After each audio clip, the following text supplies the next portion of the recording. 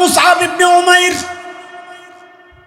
ফাতা মক্কা, যাকে বলা হতো হিরো অফ মক্কা, মক্কার স্মার্ট বয়, সবচাইতে সুদর্শন স্টাইলিস্ট যুবক, সবচাইতে সুন্দর ফ্যাশনেবল পোশাকে যিনি আচ্ছাদিত থাকতেন।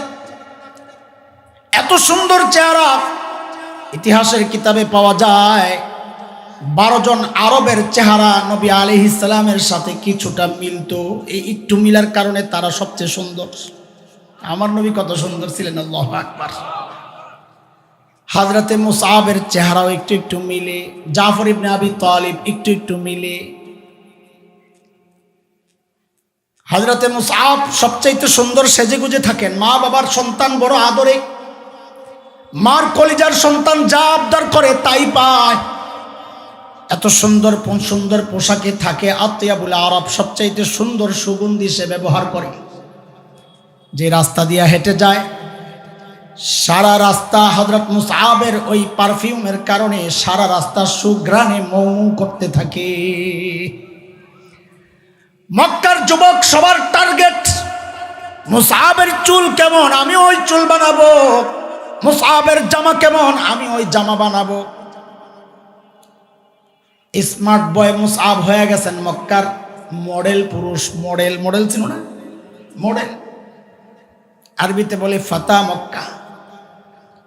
যেই না আল্লাহর নবী সাল্লাল্লাহু আলাইহি ওয়াসাল্লামের দাওয়াত পায়া গেছে, যখন ঈমান কলিজায় ঢুকে গেছে, আর এখন ওই মুসআব, ওই স্টাইলিশ পুরুষ স্মার্ট বয় মুসআব, তার এখন বাহ্যিক এই সৌন্দর্যের পেছনে কোনো চিন্তা নাই।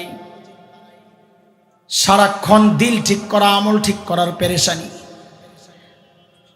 মা পেরেশান হয়ে গেছে, আরে আমার কি মুসআব কি হয়ে গেল, যে এই বড় মোল্লা আমার পোলাটা রে, আমার এই ফ্যাশন স্টাইলিশ সুদর্শন ছেলেটা স্মার্ট বয় তার গাইয়ার খেত বানাইয়া দিছে।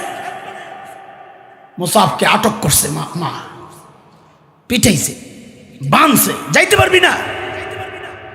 কিন্তু সাহাবী মন নবীকে না দেখে তো থাকতে পারে না। কি পাগল ছিল ওরা। মসজিদে নববীর পাশে নবী আলাইহিস সালামের হুজরার কাছে আইসা দাঁড়ায় রইছে কিছু সাহাবী। নবী দেখছেন, কিরে কেমন দাঁড়াইছ, কিছু জিজ্ঞেস করবা কোনা। তা আবার পরের দিন দেখে আবারও দাঁড়ায় রইছে, কিরে কিছু জিজ্ঞেস করবা কোনা, কেন দাঁড়ায় রইছ। এমনি প্রতিদিন একজন লোক দাঁড়ায় থাকে জায়গা মতো, এমনি দাঁড়ায় থাকে, কিছু একটা আসো তো মতলব, আরে কিছু থাকলে বলো কেন আসছ। তো বলি ইয়া রাসূলুল্লাহ, কিছু জিজ্ঞেস করতে তো আসি না, ঘর থেকে বের হই তো এই নিয়তে, কখন আপনি বের হবেন আপনাকে একটু দেখব।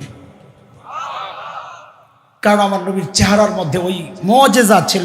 আজকে দেখছে যে সুন্দর, কালকে এসে দেখে আর একটু সুন্দর, পরের দিন এসে দেখে আরো সুন্দর, আরে আর পরের দিন এসে দেখে আরো সুন্দর। পাগল হবে না কেন? এই জন্যই তো কবি হাসান ইবনে সাবিত কবিতা লেখছেন কি সুন্দর, ওয়া আহসানু মিনকা লাম তারা কাত্তু আইনি ওয়া আজমালু মিনকা লাম তালিদিন নিসা খুলিকতা মুবাররাআন মিন কুল্লি আইবিন কাআন্নাকা ক্বাদ খুলিকতা কামা তাশা। ও নবী, আপনার মতো সুন্দরের চোখ কোনোদিন কাউরে দেখে নাই, আপনার মতো সুন্দর কোনো মা কাউকে জন্ম দেন নাই। নবী গো, আপনার দিকে তাকাইলে মনে হয় কি জানেন, আল্লাহ আপনাকে সমস্ত ত্রুটি মুক্ত করে, আপনি যেমন চাইছেন ঠিক আপনার চাওয়া অনুযায়ী আল্লাহ আপনার আসমান থেকে বানাই দিয়েছে। এত সুন্দর আমার নবী। হযরত মুসআব অস্থির, আহারে নবী দেখি না, নবী দেখি না। আরে মুসআব তো সামনাসামনি দেখে হারাইছে। যারা হজের সফরে গেছে, ওমরার সফরে গেছে, তারা জানে মদিনা থেকে শেষ জিয়ারত করে বিদায় নেওয়ার সময় তো কলিজাটা ছেড়ে যায়। আরে আবার কবে এসে দাঁড়ায় বলবো আসসালাতু ওয়াসসালামু আলাইকা ইয়া রাসূলুল্লাহ। কাঁদতে কাঁদতে বের হয়, কত মানুষ দেখছি কাঁদতে কাঁদতে বের হয়।